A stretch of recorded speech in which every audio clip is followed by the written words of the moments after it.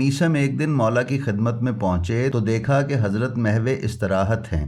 میثم پکار اٹھے، مولا اٹھیے، وہ وقت بہت نزدیک ہے جب آپ کی داڑھی کو آپ کے خون سے رنگین کیا جائے گا۔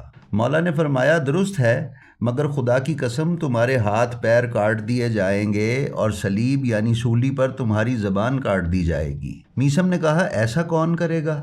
آپ نے فرمایا ایک فاجر کنیز کا پست فطرت بیٹا جس کا نام عبید اللہ ابن زیاد ہے۔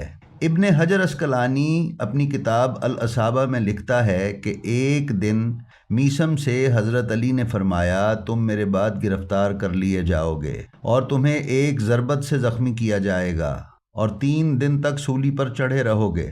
تیسرے دن تمہاری ناک اور منہ سے خون بہے گا اور تمہاری داڑھی رنگین ہو جائے گی۔ تم عمر بن حریث کے گھر کے سامنے سولی پر چڑھائے جاؤ گے۔ مقتولین میں تم 10ویں آدمی ہوگے